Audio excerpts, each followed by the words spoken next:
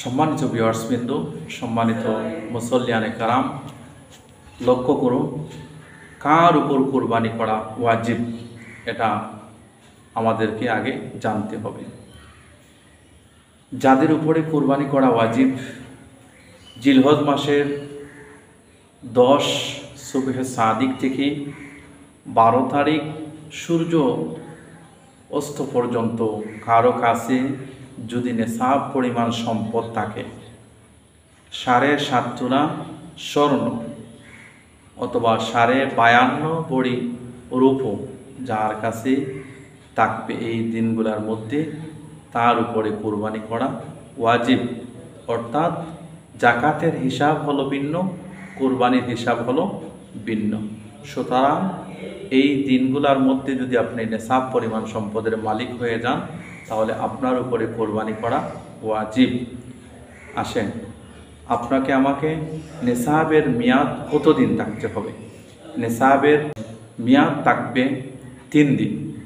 জিলহজ মাসের 10, 11 এবং 12 তারিখ সূর্য অস্ত পর্যন্ত, এই 3 দিনের ভিতরে যদি আপনি সম্পদের নেশাব পরিমাণ সম্পদের মালিক হয়ে যান, তাহলে আপনার উপরে কোরবানি করা ওয়াজিব। 3 দিনের মধ্যে কোন দিন কোরবানি করা উত্তম? সম্মানিত ভিউয়ার্সবৃন্দ, 3 দিনের মধ্যে 10, 11, 12 এই 3 দিনের মধ্যে আপনাকে বেছে নিতে হবে। উত্তম দিন হলো 10 তারিখ, অর্থাৎ প্রথম দিন, ঈদের দিন, ঈদুল আজহার দিন। ঈদগার নামাজ পড়ার পরেই আপনি কোরবানি এসে করা ওই দিন হলো 3 দিনের মধ্যে উত্তম দিন। সম্মানিত ভিউয়ার্সবৃন্দ, সম্মানিত মুসল্লিয়ানে কারাম, যদি নাবালক এর নিসাব পরিমাণ সম্পদ থাকে, তার উপর কোরবানি ওয়াজিব হবে কি? ভাই, নাবালকের উপরে কোরবানি করা ওয়াজিব নয়। বালেগ হলে যদি সুস্থ মস্তিষ্ক থাকে না, তাহলে তার উপরে কোরবানি করা ওয়াজিব হবে কি? প্রশ্নের উত্তর হবে, যদি পাগল থাকে, মস্তিষ্ক বিকৃত থাকে, তাহলে তার উপরে কোরবানি করা ওয়াজিব হবে না। কোরবানি কে কে করবে? প্রথম শর্ত হলো সে মুসলমান হতে হবে। দ্বিতীয় নাম্বার হলো সে বালেগ হতে হবে। তৃতীয় নাম্বার হলো সে নেশাব পরিমাণ সম্পদের মালিক হতে হবে। চতুর্থ নাম্বার হলো ওই ব্যক্তিটা সুস্থ মস্তিষ্কের থাকতে হবে। হ্যাঁ, এখন আমরা এই শর্তগুলোর মধ্যে যদি আপনি মুসলমান থাকেন, আপনি যদি বালেগ থাকেন, আপনি যদি নেশাব পরিমাণ সম্পদের মালিক হন, আপনি যদি সুস্থ মস্তিষ্কের থাকেন, তাহলে আপনিই করতে পারবেন কোরবানি। আর যদি সুস্থ মস্তিষ্ক থাকে না, নাবালেগ থাকেন, পাগল থাকেন, তাহলে আপনার উপরে কোরবানি করা ওয়াজিব হবে না। যাই হোক, আসেন আমরা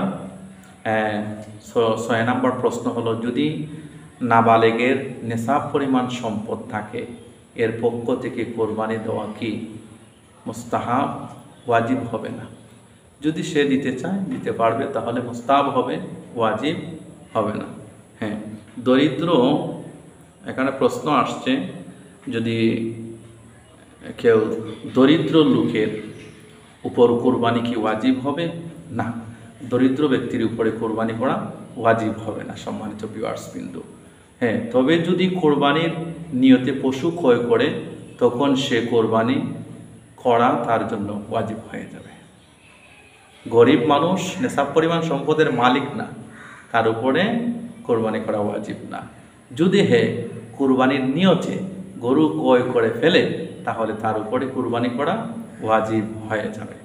সম্মানিত ভিউয়ার্সবৃন্দ, লক্ষ্য করেন প্রথম দিন কখন থেকে কোরবানি করা যাবে। হ্যাঁ, সম্মানিত ভিউয়ার্সবৃন্দ, এই এলাকায় জুমার নামাজ হয়, জামাত হয়, ঈদের জামাত হয়, সেই এলাকায় জামাত আদায় করে এসে কোরবানি করবে, গরু জবাই করবে। রাতে কোরবানি দিলে কি হবে? 10, 11 তারিখ রাতে দিলে হবে। 10, 11 তারিখ, 10 তারিখ অথবা 11 তারিখ রাতে দিলে হবে। 12 তারিখ রাতে দিলে হবে না। সম্মানিত ভিউয়ার্সবৃন্দ, লক্ষ্য করবেন কোন কোন পশু দিয়ে কোরবানি দেওয়া জায়েজ। গরু, উট, মহিষ, দুম্বা, ছাগল এবং বেড়া। পশুদের লিঙ্গ ভেদ করতে হবে কি না, পুরুষ মহিলা উভয় দিয়েই হবে। এখন পশুর বয়স সীমা কত হবে? উট কমপক্ষে 5 বছর হতে হবে। উটের বয়স, উট দিয়ে আপনি কোরবানি করতে পারবেন, উটের বয়স একেবারে কমপক্ষে 5 বছর হতে হবে উটের বয়স। সম্মানিত ভিউয়ার্স বিন্দু, আপনি এই 5 বছর পূর্ণ হওয়া উট দিয়ে আপনি কোরবানি করতে পারবেন। উট, গরু অথবা মহিষ যদি আপনি কোরবানি করেন তাহলে তার 2 বছর হতে হবে। বেড়া, দুম্বা, ছাগলের জন্য 1 বছর। বেড়া, দুম্বা, ছাগলের জন্য 1 বছর হতে হবে। বেড়া, দুম্বা, আপনি যদি এই বেড়া অথবা দুম্বা যদি দেখা যায় 6 মাসের মধ্যে একটু পুষ্টপাষ্ট লাগে, 1 বছরের বাচ্চার মতো লাগে, তাহলে এই বেড়া অথবা দুম্বা দিয়ে আপনি কোরবানি করতে পারবেন। তবে ছাগলের বেলায় আপনি পূর্ণ 1 বছর বয়স হতে হবে। সম্মানিত ভিউয়ার্স বিন্দু লক্ষ্য করেন। তবে শরীক সর্বোচ্চ কতজন হওয়া যাবে? উট, গরু, মহিষ সর্বোচ্চ 60 জন করে হলেই সমস্যা নেই, তবে একা দেওয়া উত্তম। ছাগল, দুম্বা, বেড়াতে 1 জন।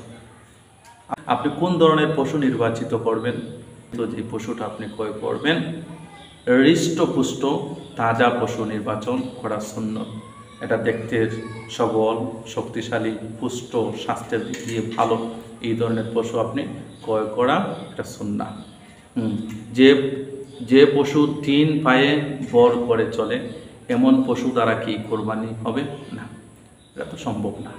3 পায়ে ভর করে হাঁটে, 1 পা কান নাই, তাহলে এটা দিয়ে আপনার কোরবানি হবে না। লক্ষ্য করেন, রুগ্ন পশু দিয়ে কি কোরবানি হবে না? রুগ্ন পশু দিয়ে তো আপনার কোরবানি হবে না, তাই এগুলো আমাদের লক্ষ্য রাখতে হবে।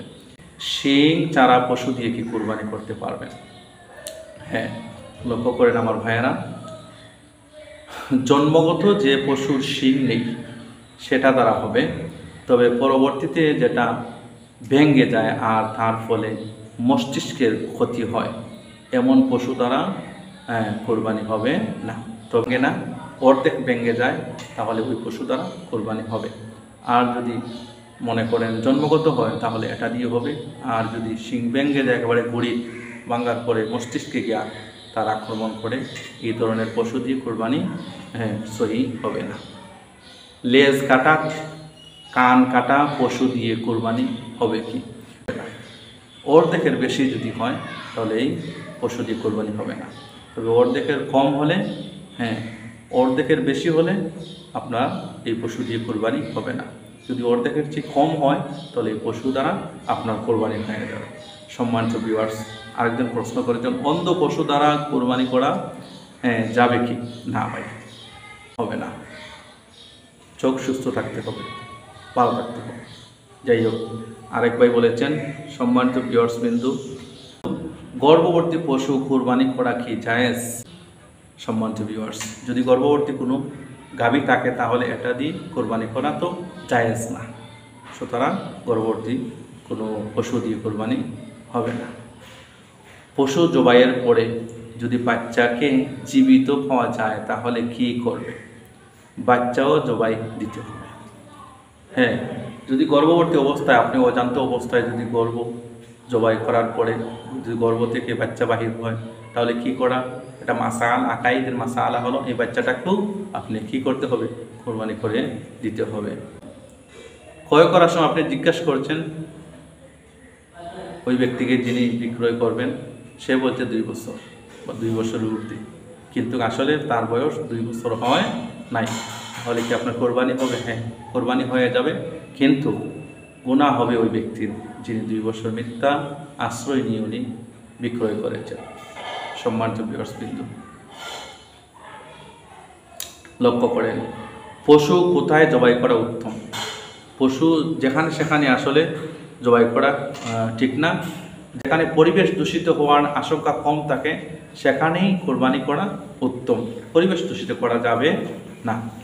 সুতরাং বন্ধা পশু দ্বারা কোরবানি হবে কি? হ্যাঁ, হবে। আমাদের অনেক প্রশ্ন চলে আসছে, আমরা আর এদিকে যাব না। তাই সম্মানিত ভিউয়ার্স বিন্দু, আমরা কোরবানি যখন করব, কোরবানির পশুগুলা বাছাই করে আমরা ক্রয় করব। আর যারা কোরবানি দিবেন যাদের উপরে কোরবানি ওয়াজিব, আপনারা সেই দিকে লক্ষ্যপাত করে আমরা কোরবানি পশু ক্রয় করব। সবাই ভালো থাকবেন।